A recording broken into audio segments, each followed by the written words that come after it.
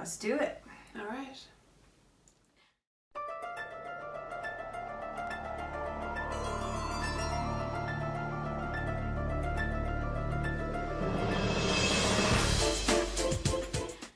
Hi everyone, welcome to Deadhouse. We're back.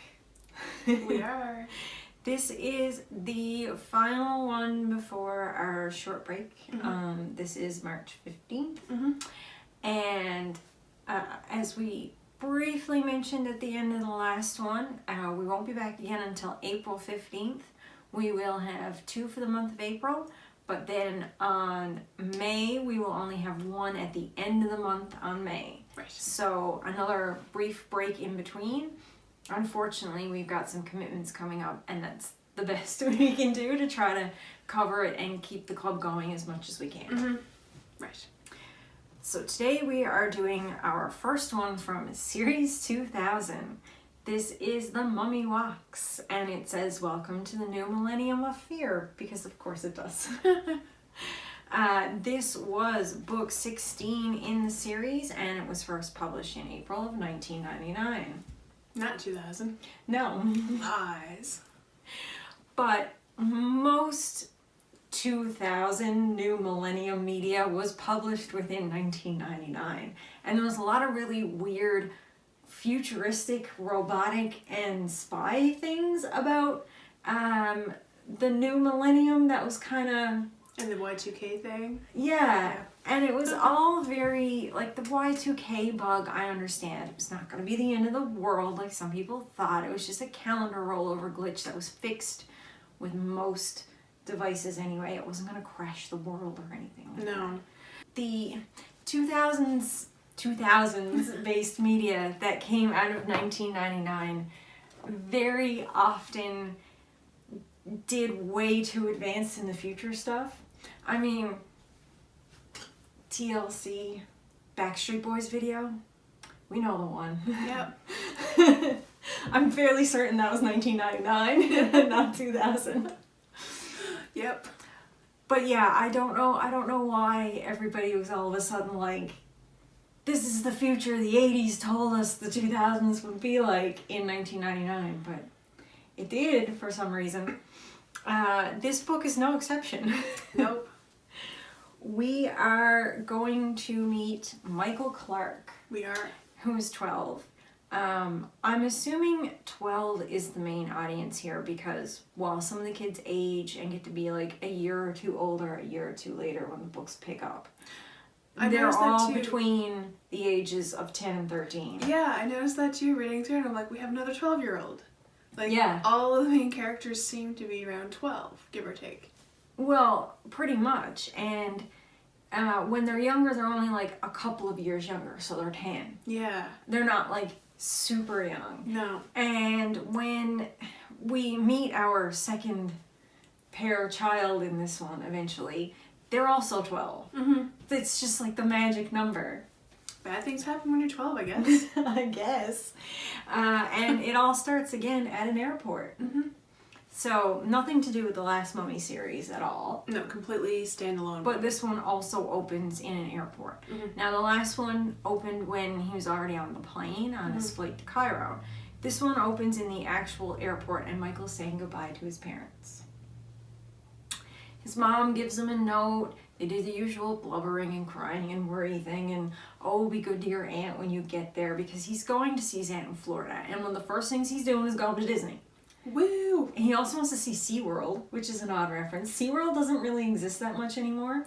It's there, but it's not as big as, say, Universal, the other massive park there. Yeah, and well, that's because SeaWorld, until they switched and became more of a conservationist wildlife place, it was under fire for its holding of like different whales and dolphins and stuff, because the conditions weren't great and the creatures were too intelligent to really be held captive in that way and that kind of stuff. But this book was written pre-documentary. What is it called? Blackfin or something? Yeah. Yeah, is this pre-documentary? But around the same time as things like Free Willy and stuff were just starting to really... I love Free Willy. Because like the early to mid 90s had the Free Willy and all that stuff. And I think at this point we're at Free Willy 3 or something like that by 1999 maybe. Mm-hmm. I don't know. The subsequent ones were not great. No, the first one. Watch the first one. Don't watch the rest. But now that we've sidetracked through that, he's going to Florida. he's going to Florida, or so he thinks. Right, and he has a plane letter from his mom. Yeah, so he opens this envelope, unaddressed, plain white thing once he's on the plane. Yep. And all it says, and I wrote this down, all it says is, "We are not your parents." Which is why I didn't read the synopsis on the back last time before we started. Because the synopsis on the back is not a synopsis. It's just a paragraph from the story where they reveal the note, and it ends in, "We are not your parents." So, and it's kind of something that happens right away at the beginning of the book. But yeah, he's on this flight. He's supposed to be going first class. Like, they always go on big trips. They took him snorkeling. I just kept, like, noting the way of how lavish this kid's life was and how rich his parents must have been before he left. And then he gets a note from his mom, by the way. Yeah, by the way, we're not your parents. Okay, love you, bye. Like, What's that about? no explanations. Everything's normal until he's on the plane. And it's like, what a way to tell a kid they're adopted. And that's only the start of this weird plane flight. Yeah. And it's absolutely horrifying because he's sitting there reeling like, what the heck is going on? He's by himself. This is when he starts to notice and he starts to notice that there's nobody else around. And he's like, well, I'm going to go to the bathroom. I'm going to get a glass of water because, like, he's a bit dizzy and not feeling good because he's like, they're not my parents. And then he starts to think about how they're both blonde and blue-eyed, and he has green eyes and dark hair. Or no, brown eyes and dark hair. Yeah. And that's, like, impossible. Genetically. So he starts to put these things together. Yeah. And like you said, he starts to notice, hey, where's an attendant? Where's the other passengers? There's nobody else on this plane. There's no staff. There's no nothing. It's just him sitting in a seat.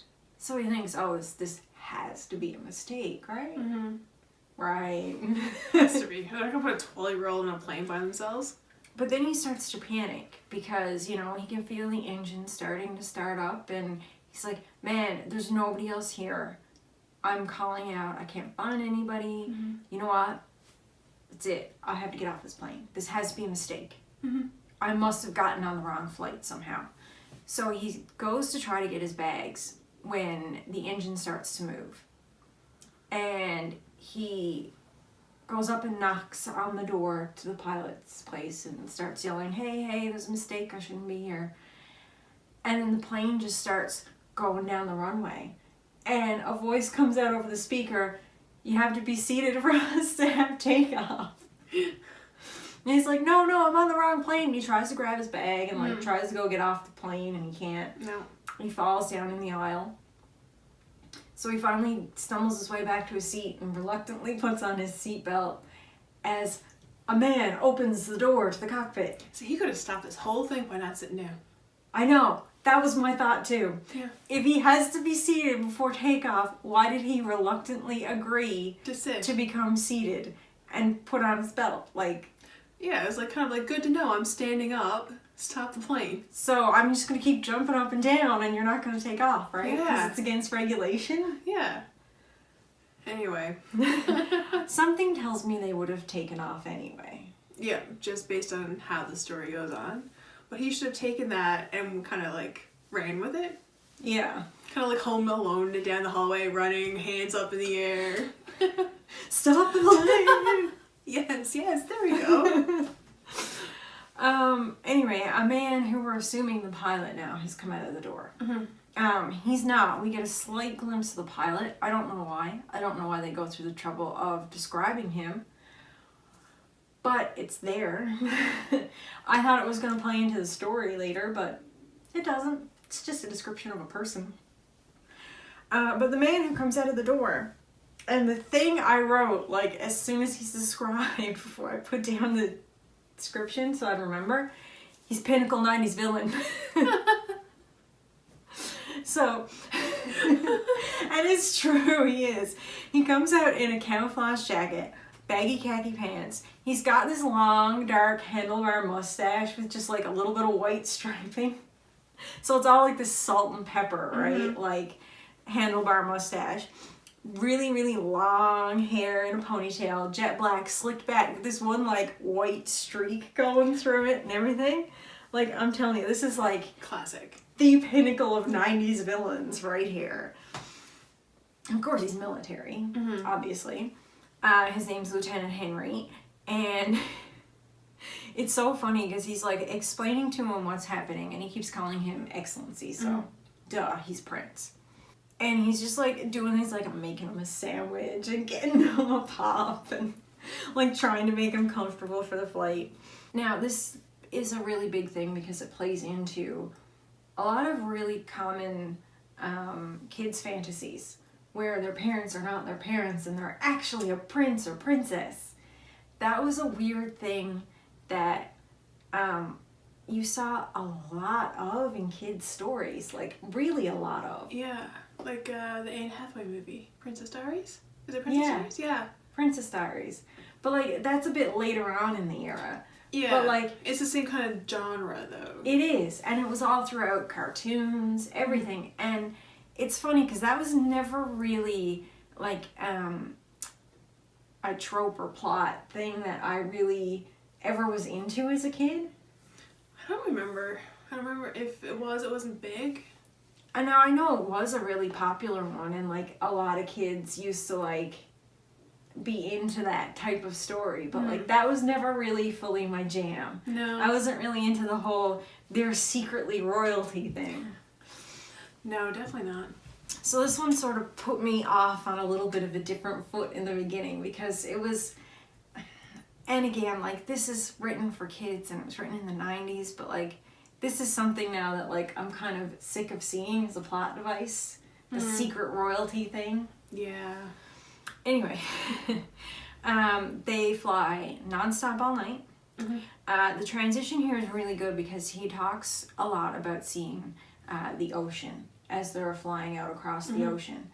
And he says he takes a brief nap only to wake up and see that the sea is replaced by a different type of sea, and it's like a sea of sand instead. And that was like a really nice sort of like, you could almost see the camera wipe with that one between like, you know, going from sea to sand. It was very well done. Yeah. As he's describing the landscape too, he gives a really good description about how there's rocks jutting out in different places. So the type of desert it is, it's not entirely sand. And he says you see these really white rocks, and he describes it as white rocks poked up through the sand like bones. Like that was kind of just a neat. There's a lot of really good descriptions in this story. It's very well written and really descriptive. This is also Michael's indication that he was not going to Orlando, because I don't think the lieutenant actually told him exactly where they were going. But he already had the feeling, and it mentions that he was pretty sure they weren't headed in the right direction for Orlando. And this very much confirms it, because now he's in a desert country. So when he gets there, it's explained to him that he's in the country of Jazika. Yeah. And as he gets to the tiny airport, because it is a tiny airport, it's just a little landing strip and like a small building, like a very small building.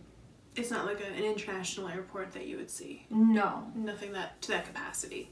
It's more like not even the size of a small strip mall. No. Like it's a real little sort of white building, and the entire runway is lined with green Jeeps everywhere. And there's a bunch of soldiers, and there's also a bunch of people from the city. Everybody seems kind of excited to see him. Yeah, and they're really happy and they're cheering.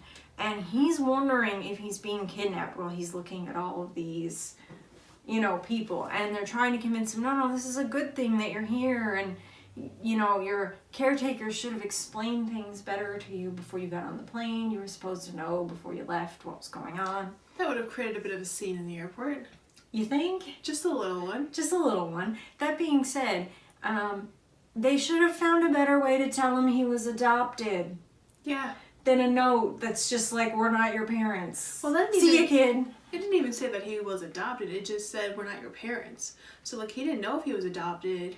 But, like, obviously they're not his parents. He must be, but, like, was he stolen? Like, what's the story? Well, it said that he was, later on in the story, it says that he was sent to them to be taken care of and kept out of harm's way. Until he came to a certain age and things were better in his home country. So they just raised him as their own. But, like, it's so weird because he's suddenly realizing they're not his parents, and at this point, it's like, he doesn't know if he's adopted or if they're his parents or what the relation is, or... And it was such a weird way to tell somebody something, especially something that big to a kid. Yeah. And especially since this is our first book where we've had a kid that's been an adopted child. Mm-hmm. So this is like a really weird foot to start this on. There was no delicate tiptoeing around the subject or, being graceful with the news. It was like... And, like, even if they weren't going to tell him exactly what was happening, and we find out later a bit why they don't, they could have at least explained some of the background to him better and maybe pretended he was getting to know more family in a different way, or... We're going to send you to, Aunt and Uncle so-and-so. You haven't met them because they live here. It'll be a great opportunity for you because... Yeah, they create, like, some sort found a way to make it less panicky. Yeah. Here's like a couple word note. You're going on a plane by yourself, traveling by yourself halfway across the world. Like that was just like a kind of like dropping a bomb. Absolutely convinced he's been kidnapped. Absolutely. Well, there's no reason for him to think otherwise right now. So there's all kinds of soldiers. It's clearly military. Mm-hmm. Jeep is mentioned by brand name. So that's interesting. Brand drop. It's not mentioned as an all-terrain vehicle or a four-wheel vehicle. Or a military vehicle. Yeah, it's like Jeeps. So a limo pulls up, and Lieutenant Henry is telling him, oh, this is the general, and he's anxious to see you, and he'll explain everything to you. It should have been explained to you sooner, but he'll make sure you know what's on the go. Let's get in the car. And so he's being picked up in a giant limo, and he's starting to notice more and more that people are cheering, and so he's starting to think maybe there's something to this story, and maybe he's not kidnapped. Maybe. He's not 100% trusting, but he feels a little better about it. I think he feels a little bit intimidated, too, by the attention that he's getting and military surroundings and... the approach of a limo, because when you're a 12-year-old child, you associate limo with being a celebrity or like a famous or being rich, and this is showing up for him now. So I think that's been really confusing. Yeah, couple definitely. Of minutes. And as he gets in, the general makes it clear to him, you are the prince. You are the ruler of this land. Unfortunately, your parents passed away during the war, because this land has been in war this whole time, but now the war is almost over. It's safe for you to come home. You can be the ruler here now. We're going to take you back to your palace, to your home, and we're going to get you comfortable. And, oh, by the way, we need you to find our sacred mummy and jewel. No pressure. No pressure. No. And why he's mentioning it now, so soon, after, like... just this bomb of information has been dropped on him is kind of suspicious. Yep. But he doesn't push it too much. He just makes it clear that he's very excited and he can't wait. And, he'll be declared the official ruler and be coronated and all that stuff after, he proves he's the real ruler by finding the mummy. Right, and there's a lot of pressure to find the mummy because there are financial... means for a country is based on the jewel that's inside. Yes.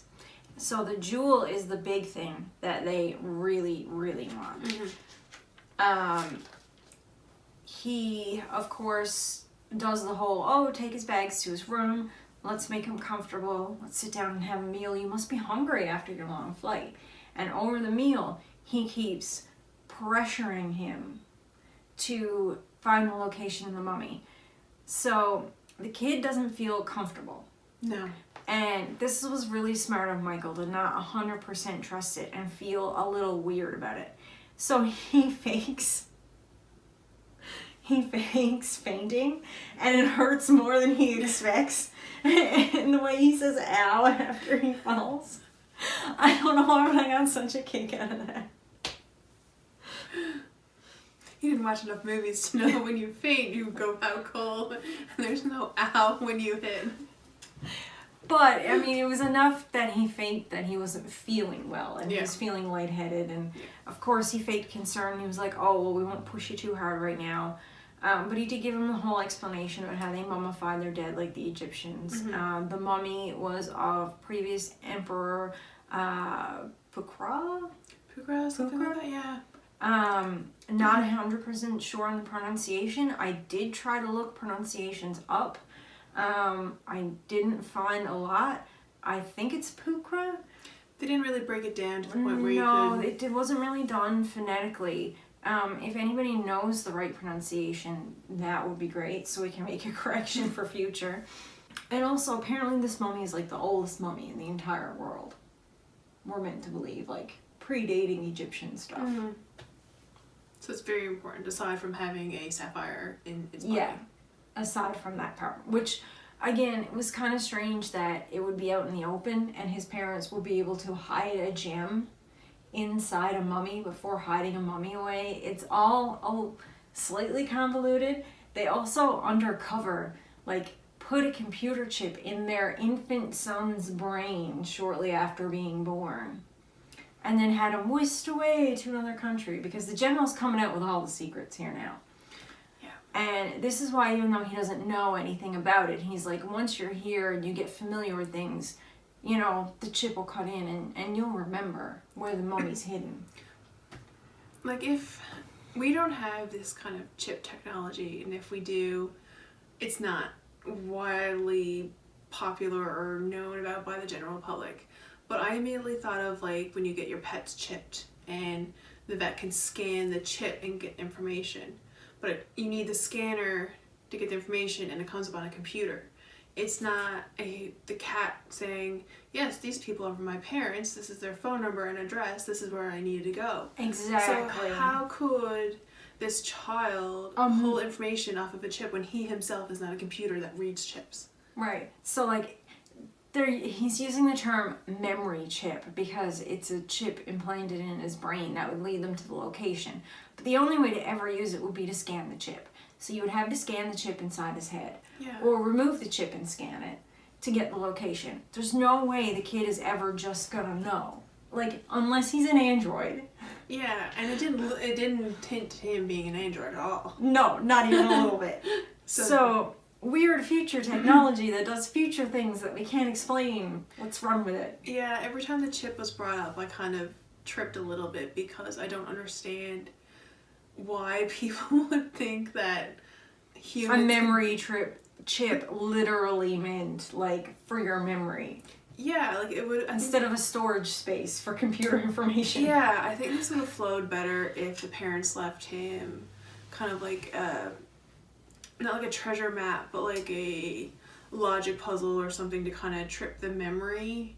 But even then, he would be too young to remember anything anyway when he went over to the U.S. Yeah, it would make more sense if, like in the vet scenario, like you do now, they had implanted it in his arm and it could be scanned and read so that a computer would later show a map.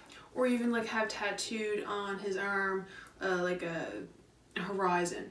So like you have a straight line, you have like a pyramid or like the rock structure, and then a straight line. So or like geographic coordinates or something. Something other than this chip. Every time I come across the memory chip, I'm like, how is this supposed to work? But this is it. We're in the future of the great 2000s. Yeah. Although when they do talk about the chip first, a little bit of self-aware writing there that I thought was awesome. It's on page 28 and 29. And on page 28, when he's like explaining the chip, he's like, your parents planted a memory chip in your brain, telling the mummy's hiding place. Because he's like, he says to him, you know, why are you so anxious for me to remember it? I wouldn't remember. And when he says, well, this is why you'd remember anyway, he comes back and says, oh, I see. What a lame reply. Womp womp. Womp womp womp womp. So, General Romero, he says, well, you know, let's take you to your room and make sure you're feeling better after this fainting spell. He goes to his room, and right away, after he looks around a little and is like, takes a second to be impressed, he's like, you know, I gotta phone my parents and find out what's going on. Like, are they my parents? Are they really just these operatives, the clerics that I was sent to live with? Like, do I trust this general? And when he picks up, automatically there's a second click, which is somebody else picking up on the same line. And I recognized that click right away because it's like older phones. And whenever you used to like have two people in the same house pick up the phone, you'd hear them pick up on the other side if they happen to do it right after you. Oh, okay, so I went in a different direction with this. I thought it was more like in a hotel where, like old school hotels, you pick up the phone and it automatically goes to the operator of the hotel front desk. or front desk. And how can I direct your call? Yes, which is what he's pretending it is. Yeah.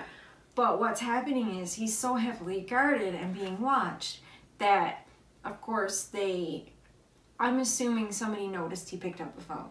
Yeah, maybe Maybe like there's a light. system. Yeah, because with a lot of older phone systems, if you have more than one line, a light would light up on the phone indicating which line you were using.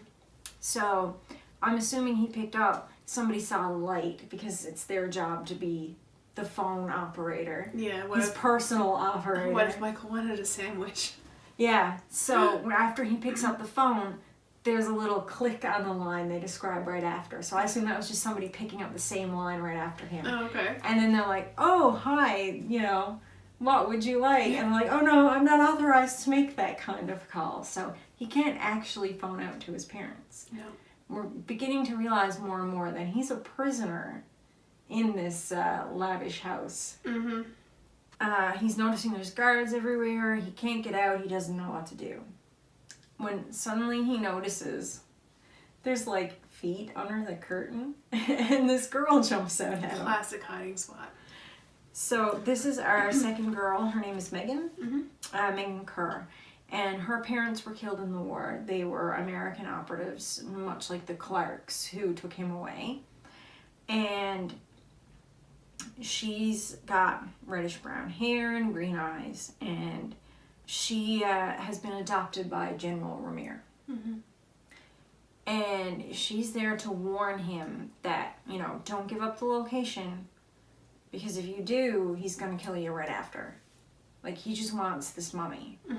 Like, he didn't fight a 12-year-long war for you to swoop in and tell him where the mummy is for you to rule.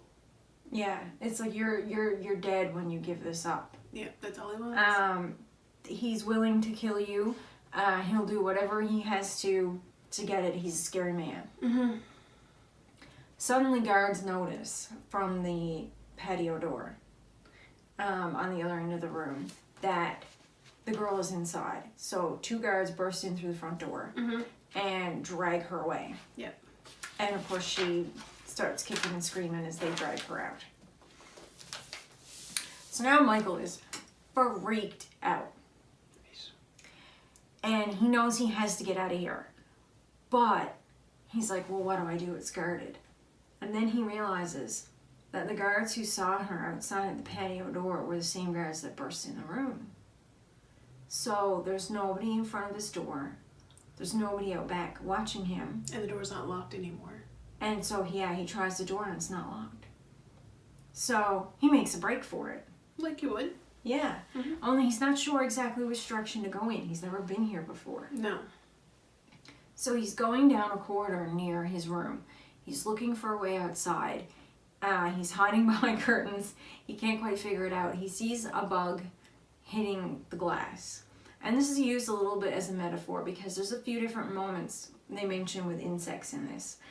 Which I think is just meant to be metaphorical of his current situation every time. Trapped. Yeah, and it was a neat little way to show different ways in which he was being trapped through, like, mimicked insect activity. But it's hitting the glass, and that gives him an idea. Maybe I can get one of these old windows open.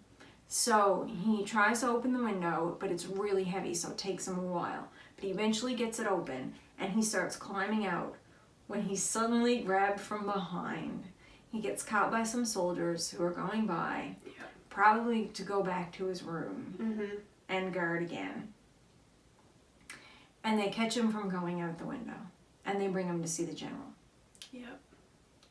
So the general has him look at all these maps. That has to be overwhelming. The way they talked about it, the room was just covered in maps. Oh, everywhere. All over his desk. Books left, like, open. Maps all over the walls. They also say how this area or country is really small. You can drive the length of it or the width of it in a day. Yeah. So there's nowhere that's too far away. Yeah.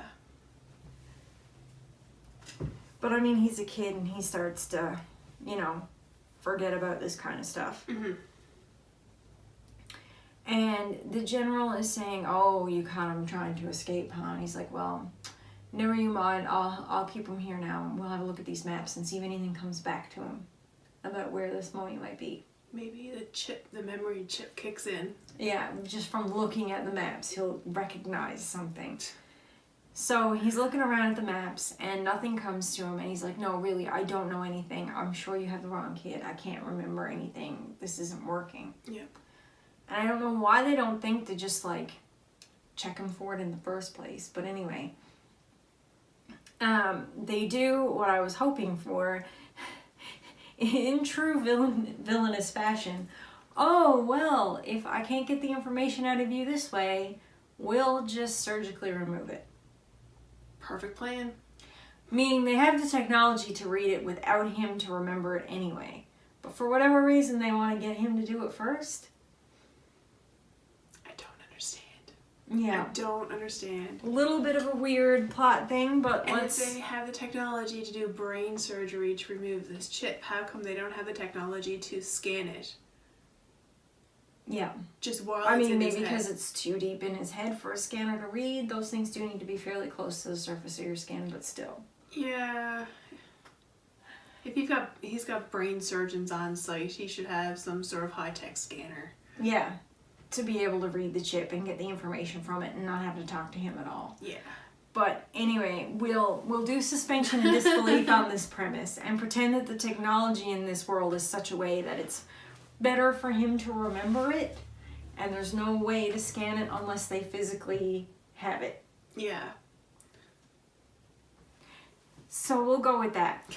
But the whole description of him, like, instantly being locked down to the table and all that kind of stuff is absolutely terrifying. It's like alien abduction terrifying. Yeah, Like the they way- literally, like, they force him to change into a hospital gown. They literally strap him to a table. There's doctors already waiting. They're talking about where they're going to make an incision.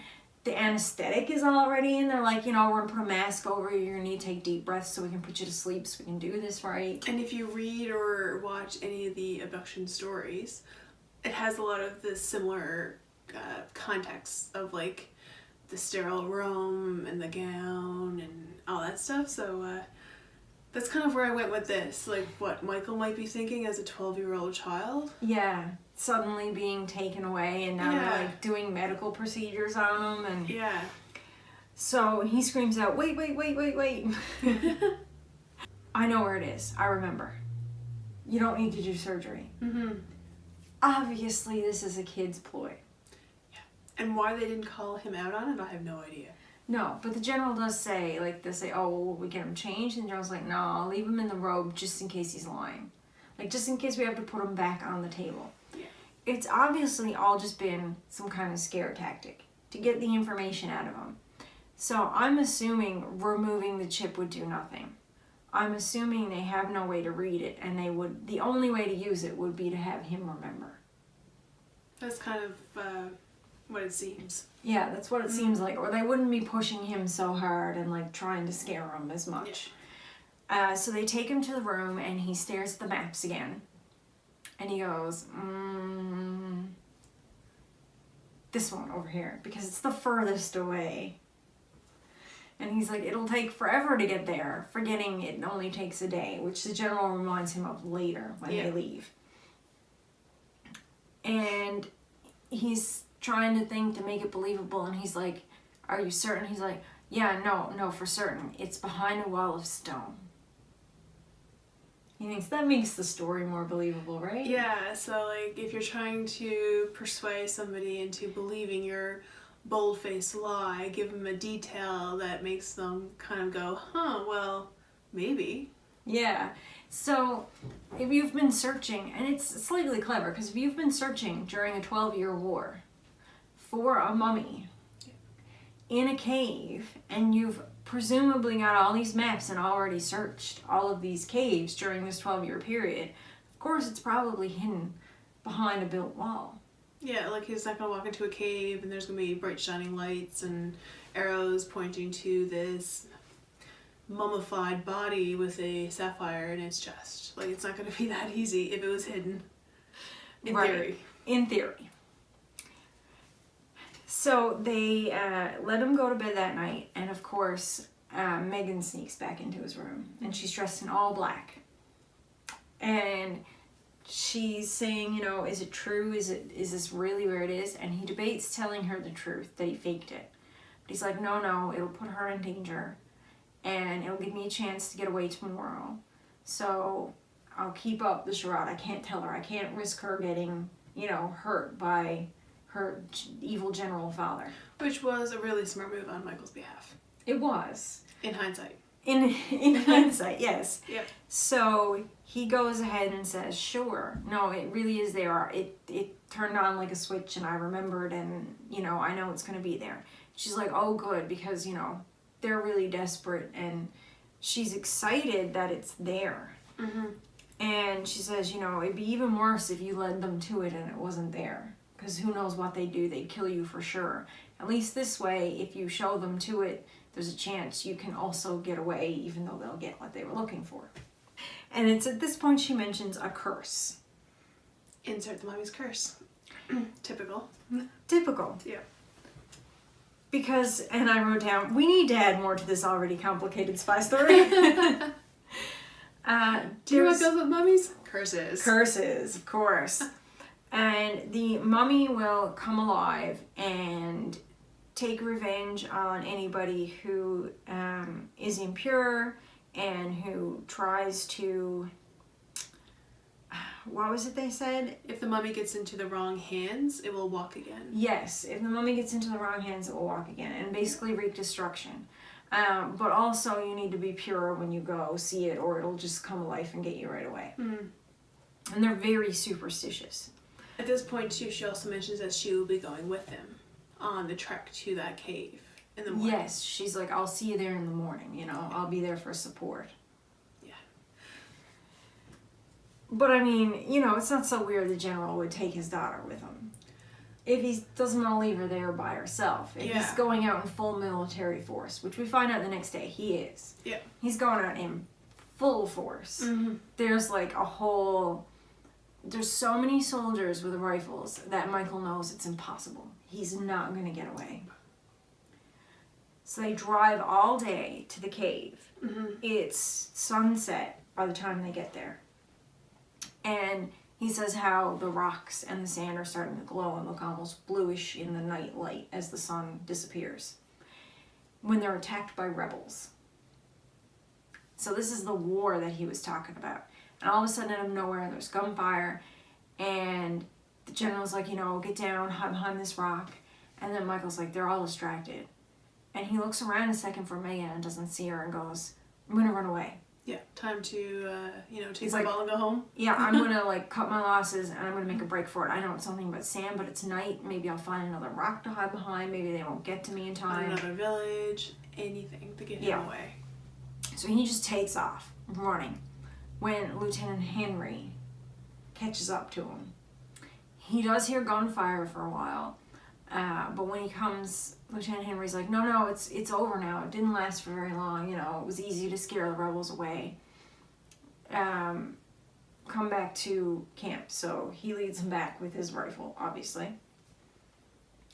And they do a purification ceremony for before they enter the cave. Yep. Which involves them burying themselves in sand up to their necks.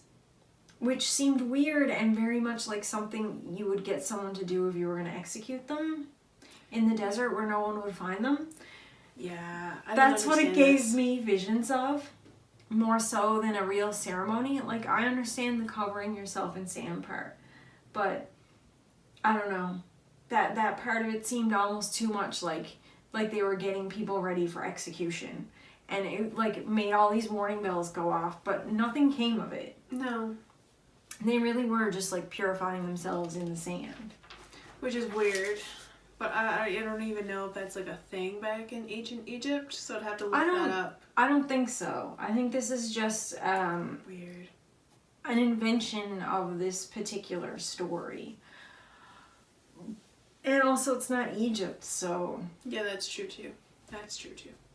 they go to sleep for the night in tents. Or, well, Michael doesn't sleep for the second night in a row, we'll say. Yeah, no. He's too worried. So when he gets up, he's tired, he's out of it, and he's groggy. He's been awake for 48 hours at this point. Mm-hmm. He is not really thinking clearly, and he's trying to think if there's another way he can escape. And he doesn't see how there is one. He did make a look out of his tent during the night to see if he could, like, make a break for it while people were asleep, but, I mean, there were soldiers everywhere surrounding them. Awake soldiers keeping guard. Yes, because obviously. Didn't want the rebels to come back. So the next morning, the general comes and gets him. They go into the cave, and lo and behold, not almost right away, there's a big stone wall. And they're like, this must be the stone wall that you were talking about. Has to be. I mean, what else would it be? It's, like, right there. So the soldiers are flashing lights on it, and they start digging. Mm-hmm. And they start moving the wall because they're like, oh, it'll take too long to get rid of, otherwise we'll tear it down.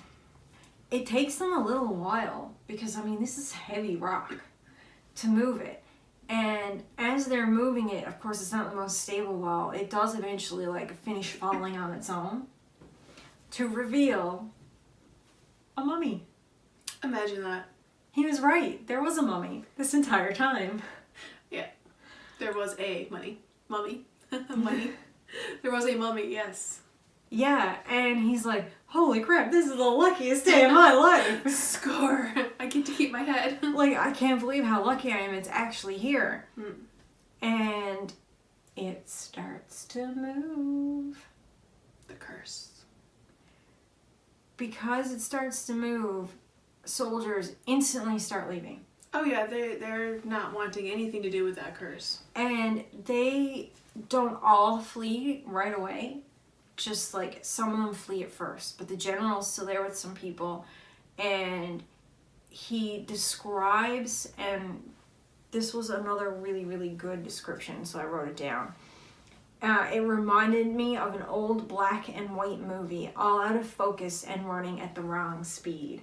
So it's like those really old silent films, right? Before talking pictures, where the speed of the film, because it's a low frame rate, it sort of skips over certain motions, so it looks sped up.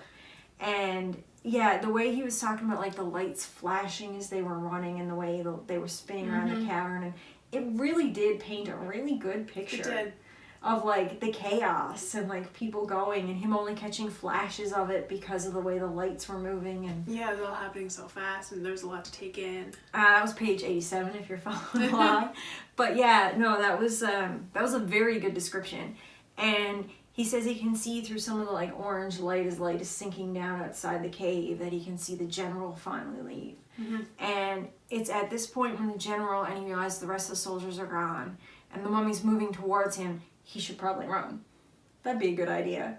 Except he's paralyzed and he can't seem to. Paralyzed with fear. And then he hears the mummy start to talk. It was Megan this whole time. And So this brings me to a part of the book where I just don't understand. yeah, this is where I kept writing, what? In my notes, and Jen can see it. But, like, so we both have problems with this, I think. So we're talking about a 12-year-old girl wrapped in old cloth, building herself in behind a rock wall that it took several soldiers to move. Yeah. Yep, and they were even like taking their time and then trying to get through it a little bit faster because it took them a while to get through it. Yeah. So what ungodly hour did she get up in the morning to start this? And realize it wasn't there. And how strong is she to move all those rocks and put herself in like this little wall capsule? I had all these exact same questions. In the amount of time that it took them to actually go in.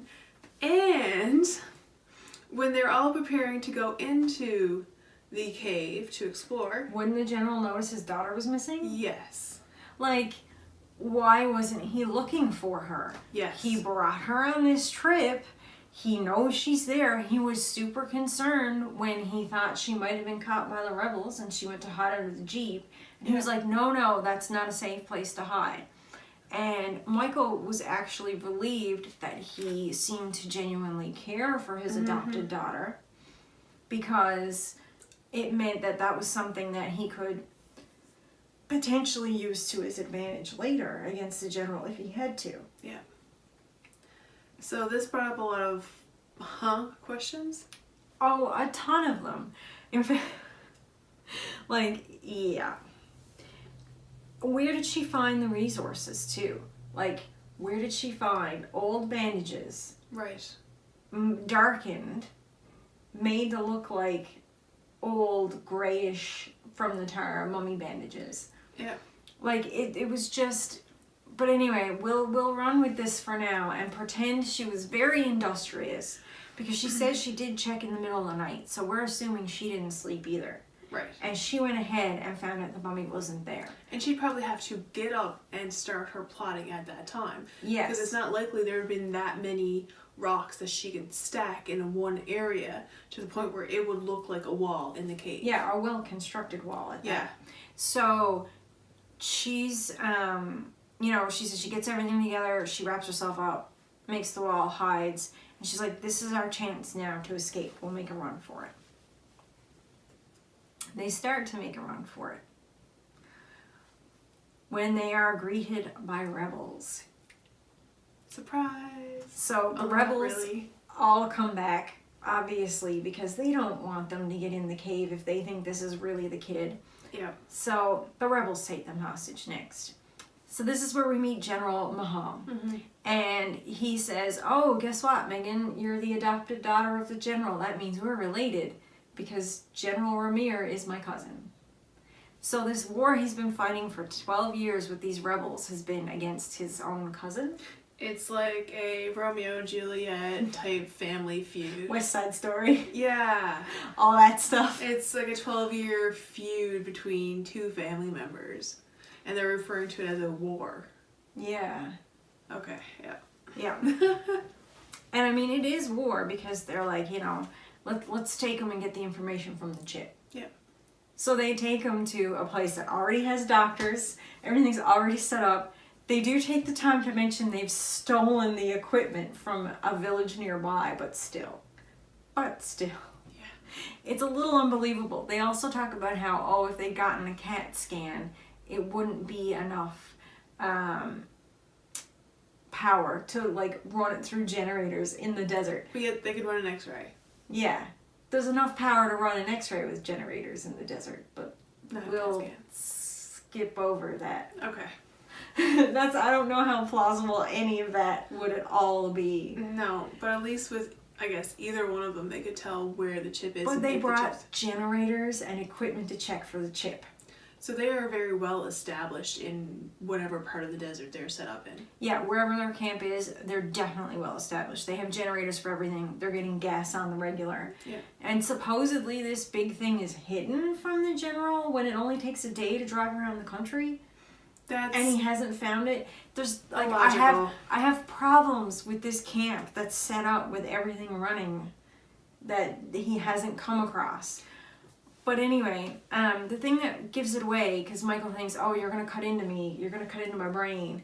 But the thing that gave it away for me was after they pin him down, they throw a big metal blanket over him. And that's the shield that you use when you're having x-rays. So they're just doing an x-ray to make sure the chip is in its brain. Yeah. And that's when they find out it's not. the doubts start rolling in. Is this the right kid? Do they have the right kid? Because there's no chip. And he's like, aha, I knew it. I was never the right kid. They have the wrong guy all along. Okay, now I go home. Pretty much. Yeah. And this is like the next time I write, what? He's the wrong kid? What?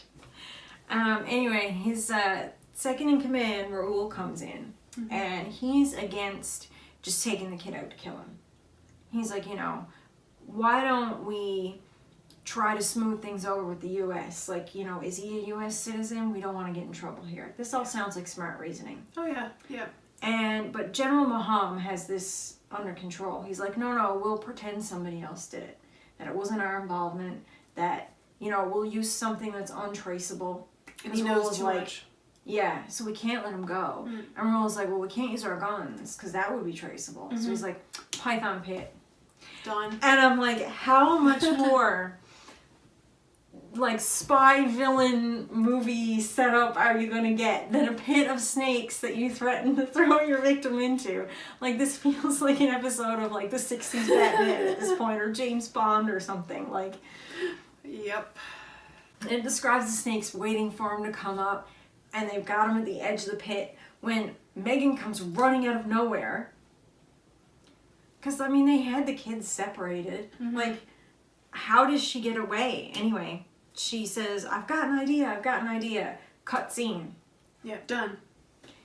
They're on a plane. This is a very different transition than we've seen in any of our other books. Like, it's very much a cutscene, new scene. Yeah, and we have seen other sort of like cutscenes before, and we've joked about it. Yeah. But not this drastic a cutscene. No. To where there's a missing plot point. Yeah. And we're in a whole other part of it in the future. Mm-hmm. And in this future part, while they're on the plane back home to Boston in America, they recap with each other, for the sake of the audience, what Megan's big idea was. Catch us up, please. Tell us what's going on. And I think it might have been better if she just gave her idea there. Yeah. And then they got them on the plane and the trip happened and they went home. Yeah.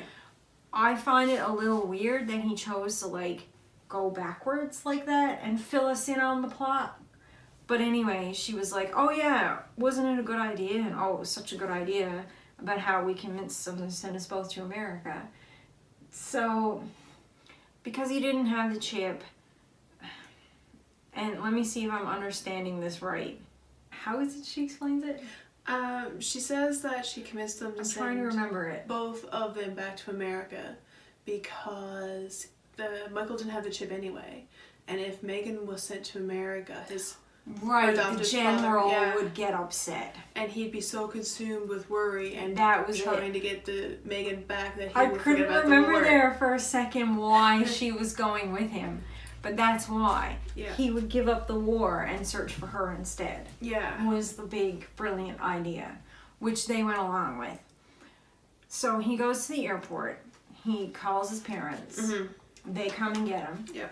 When they show up, Megan is seated nearby. Mm-hmm. He introduces her. They take her home. They tell his parents everything. And he's like, but I'm not the kid and blah, blah, blah. Wasn't this a crazy thing? And didn't you wonder where I was? And they're like, no, you are the Prince of Jessica. This is correct. This is my next what I have written in my notes. So, apparently, it was true. The Clarks were not his parents. No. They were operatives that he was sent to live with. Mm-hmm. His parents did entrust them to him for safety. Mm-hmm. But at the same time, instead of hiding the mummy, because, and this part didn't make sense, where would his parents have time to hide the mummy? And they removed the chip, too. Yeah, so which made me wonder, why was there even a chip to begin with? Because his parents never do hide the mummy in the jam. No. The clerics take the mummy along with the kid and smuggle it into America. Mm-hmm. He takes them down the basement where I wrote, there's a closet in a closet, but no Narnia. There's a giant wardrobe, which is technically a closet. Yeah. And there's a little board thing on the side of it, and he pops the board loose and he pushes the wardrobe away from the wall because he had like a board like attaching it to the wall. Mm-hmm. So then they push it away from the wall, and behind that there's this little secret hidden door. So he unlatches the little door and opens it into a closet. So like I said, a closet hiding a closet. Yep. In which there's a little casket.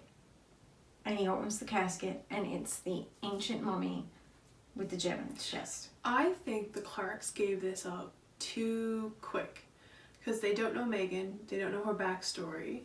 They just sent their child that they were protecting halfway across the world, and now they're back because they escaped somehow with some... They never plot. thought really that he would ever be able to come back Yeah. when they sent him away. But they were ecstatic that he came back, and they thought it was because their plan had worked. But they could have kept that mummy hidden, like just to showing them where it's to. Yeah, Puts but the he kids in wanted danger. to explain. They wanted to explain. Oh, we have it. They'll never find it. Everything about the empire is safe, and I mean, its economy will probably eventually collapse, and it will cease to Yeah. exist as a country because the gem is gone, which is apparently their whole system. Which again, I don't really understand the economics of this place, but And I don't know, like I still think the parents gave it up too quick without learning more oh, about the definitely. situation. I mean, why would you need to say where it's hidden? Why don't you just go, oh, well, we had the chip removed when you were a baby. That's enough of an explanation. The mummy is safe. So if the chip is removed when he's a baby and it's supposedly gone, then nobody will ever find the mummy. And that would have been enough of an ending. Yeah. But no, the mummy is in a closet down the basement in America. Yep. And the chip is gone. So if the mummy went with the parents, with the faux parents, instead of it being hidden, why was there a need for a chip? Like, I understand that maybe his parents had planned to hide it, but why did they need to put a memory chip in him? Unless the Clarks took it from its hiding place without telling his parents think and that's what brought it might to have America, happened. which might be what actually happened. And then, of course, they would get the chip removed again as a baby as soon as they got there, because you don't need a chip for a hiding place for something that isn't in that hiding place. Yeah. That doesn't exist there anymore. Right. It was a little confusing, though, because they don't really explain if his parents actually hid it or... But I guess they did. Yeah, maybe Clark's helped them hide it and then they went back And took it. yeah. So there was no curse. Mm-mm. It was all made up. The mummy is safe. He goes to bed. They give Megan a room. She goes to bed. Everything seems wonderful. He wakes up the next morning and he's excited. Mm-hmm. And he's not sure how late he slept in, and he's just too pumped that he's home and everything's the way he left it, and he can't believe it. So he goes to talk to Megan, and he doesn't hear anything from the room, and he doesn't hear like she's up, but he can hear his parents up. So he knocks on the door and opens and checks, and it's empty. Yeah, the bed doesn't even look like it's been slept in. And he sees a note taped to the wall. Mm-hmm. So he reads it, and the note is Megan admitting to being a spy. And she admits to everything, and how her and her father actually were close They were in cahoots. this whole time. It's like a bad cop, good cop scenario. Which, I mean, was the most obvious thing in the world, because from the moment she first showed up in his room, I put down, why is she so interested in this? Why is she giving him information? I bet she's secretly working for her father. Mm-hmm. And then I was like, well, maybe not. Maybe she's spying for the Americans instead, and she's a double agent, because they explained how the pilot looked, and the pilot had curly red hair like her hair. Yeah. And so I thought maybe, oh, she's an American spy trying to take the mummy back for the Americans instead of for the people of Jazika. Mhm. But then it turned out, no, I was right the first time. And she was just working with her father the whole time. But I knew something had to be going on, because how was she allowed to do all these things and like run around and wasn't watched better? And they tricked the relative in the rebels to pay for the flights to get both of them sent home. Well, I think the entire thing was a setup. Oh, yeah. The rebels were set up. Those weren't the rebels. That was just the general's cousin helping him out. Very possible. Very possible. Because everything was set up in this big setup in the middle of the desert that would have been obvious to find with electricity and generators. It's the only scenario that makes sense. Right. So what they did was they pretended to kidnap them. To take them to the desert so that he could x-ray him to see if he actually had the chip still in him or not. Because they hadn't x-rayed him to find out yet. Yeah. They were assuming he still had the chip. But if he still didn't know where it was after all this time, then obviously with all the tricks they tried to pull to try to like get the information out of him and keep pressing him for where it was, even the snake pit, they asked one last time before they were going to throw him in, "You sure you don't know where the mummy is? Like, just in case." So clearly everything was orchestrated to make him try to give up the goods and for them to try to find out without him catching on. Yeah. Which means, of course, they were able to build that wall in the middle of the night because soldiers did it. Yeah, they built her into the wall. That's the only scenario. I mean, when she ran and said, "Oh, I hid under the Jeep," and he was concerned, I don't think that was real rebels opening fire. I think that was like a thing staged. Well, they said 2 people got shot. Yeah, but they were still staging a thing. Yeah, friendly and fire. I think she was hiding under the Jeep. I mean, why else would the fighting stop so soon? And it gave them time to like take out supplies and things that Michael didn't see because he was running away. Her hiding under the Jeep was probably her getting the bandages. Maybe so. They were probably already going to fake it because they already knew it wasn't there because he's been exploring this desert for 12 years. Yeah. Like, it only makes sense that the entire thing's a setup. Yeah. So the first thing you do when they find out that everything's been set up is run down the basement. They're like, "Oh, snap." And the wardrobe's been moved, the door's open, the casket door is open, Yeah. the mummy's gone. And there's a little note taped to the bottom. And he picks it up, and he opens the note because it's been folded and reads, "The mummy walks again." Dun dun. And that's how it ends.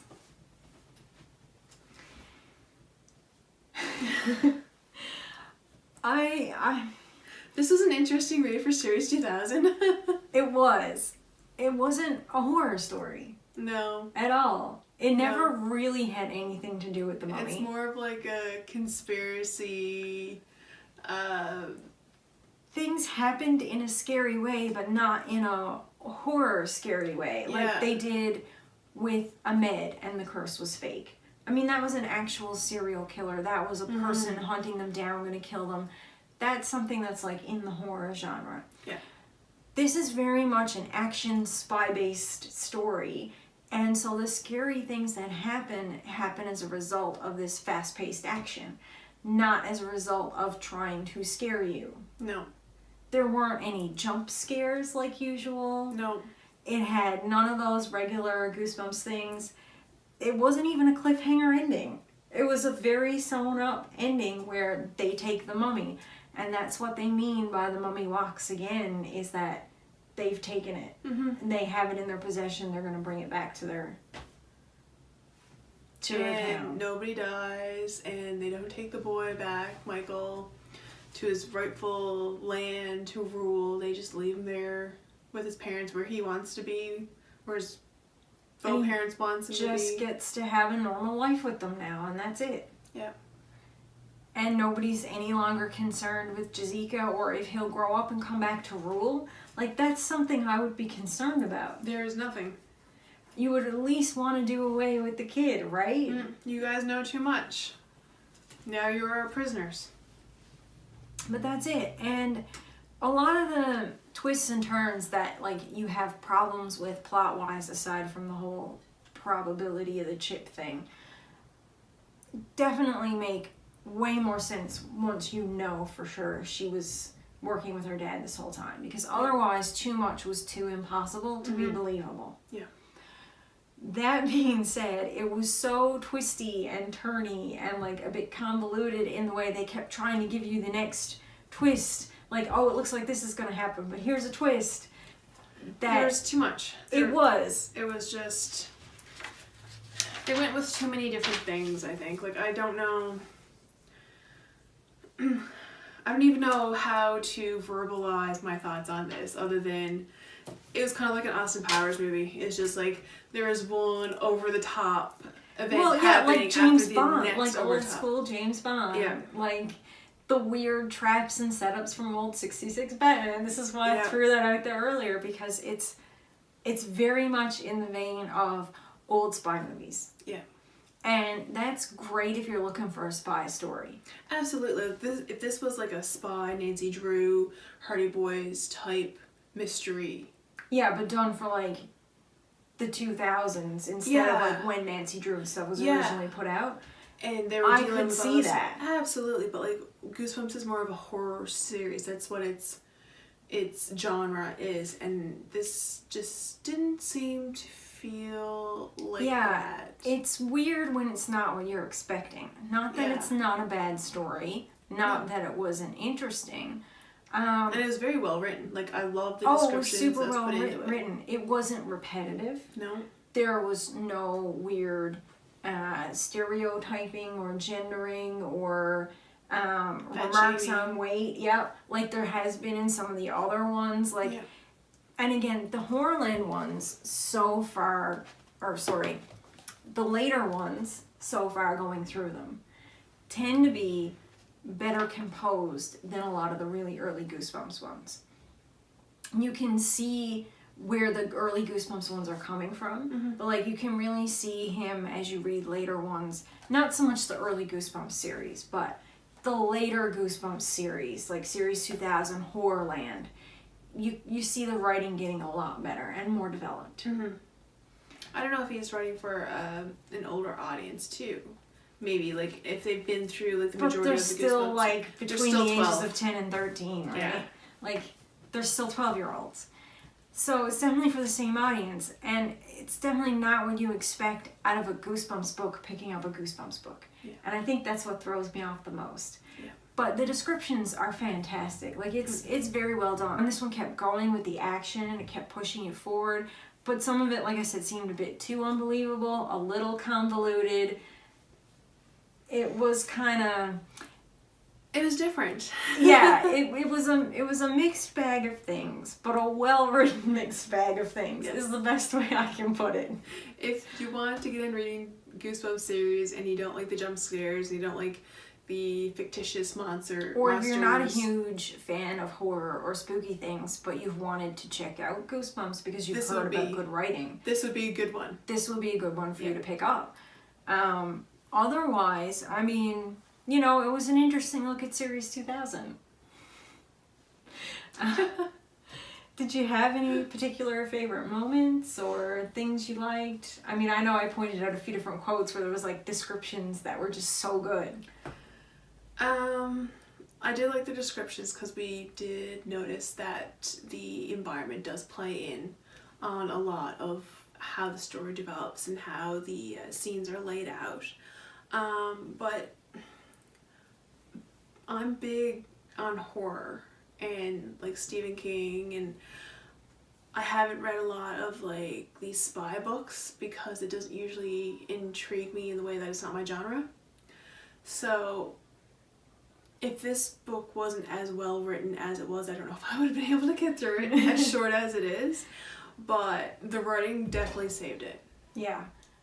I do really enjoy spy stories. Like, I've seen a lot of James Bond, some of the older, like, 50s and 60s spy movie stuff. And, like, I used to watch things like Get Smart and Remington Steele and, like, all of that stuff. I haven't seen any of those. Which is fine. But, I mean, even being a fan of it, I'm more of a fan of, like, how hokey and over the top it is, and to me it's more of like a visual medium. I think that's maybe why the descriptions are done so well in this, because they're trying to give you the same, it feels like he's trying to give you the same kind of visuals that the films would give you, which is neat, but it's just, again, like I said, it's not what I expect picking up a Goosebumps book. No. One thing I did want to mention before we did our final goodbye on this was they say the name of the book in this one again. when they first go to the cave and the mummy comes out and he goes, "The mummy walks, the mummy walks," and I was like, oh, gotta point that one out. Yep. So in later series, they do start saying the name of the book. They've done it in all the Horrorland ones so far that we've noticed. Mm-hmm. I mean, all of 2, but... And it's something that apparently is done in Series 2000 as well. The title is somewhere in the book. Which is fine. Which is fine. You really liked it when it was done initially, but are you getting bored with it now? No, not yet, but it's just this one here kind of... Yeah. Yeah. It was kind of a lame title. I know, but I do love that level of cheese, so sign me up. Yeah, so that was The Mummy Walks. Yeah, and I think we covered our likes of the story and Our dislikes as we went through. Yep. So we got those bases covered. So for our next one, it's gonna be Who's Your Mummy? Yes, and we both have this one. We do. We both have it this time. This is gonna be really exciting to get into. Mm-hmm. Horrorland has been really good to us for the other 2 ones that we've read. Horrorland has been really good to us. In fact, we've been enjoying the Horrorland series a lot. To the point where when we're done with all the tie-ins related to themes from the original run, we might just for our own personal fun read the rest of Horrorland, because these have been really good, like, updated adaptions. Yeah. They've been much better so far, I think, in a way, than the original run.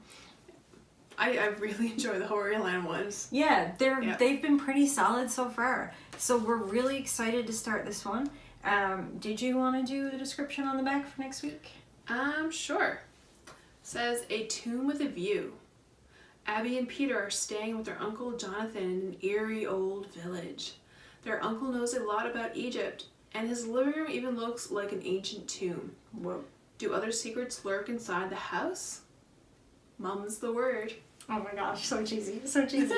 So again, when we do this series, we're only going to be reading the main story. Right. We're not reading the extras at the back or where they go to Horrorland. Right, and since we are doing that, these books are a little bit of a quicker read because they're not as long as the normal stories. Yes. Mm-hmm. If you did want to read the Horrorland experience, by all means go ahead, but we won't be covering it in the club. No. I think if we do Horrorland, we would read just the Horrorland parts of each one because it's a connected story. Yeah. And go from beginning to end in the series to sort of like keep it together as one story. That's something we can discuss as we get towards the end of the originals. Yeah. Once we get to the very end, maybe we'll do just the Horrorland parts on the end of the book together as one story, as a big finish or something. I don't know. We'll see what happens. Let's be honest, we're probably going to read the Horrorland sections ourselves anyway, so. Pretty much, yeah.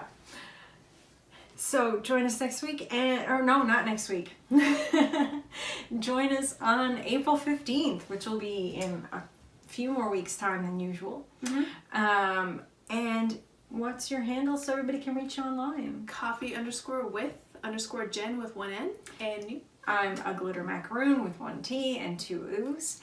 And as usual, don't forget to hashtag everything GBC Ghosts Next Door.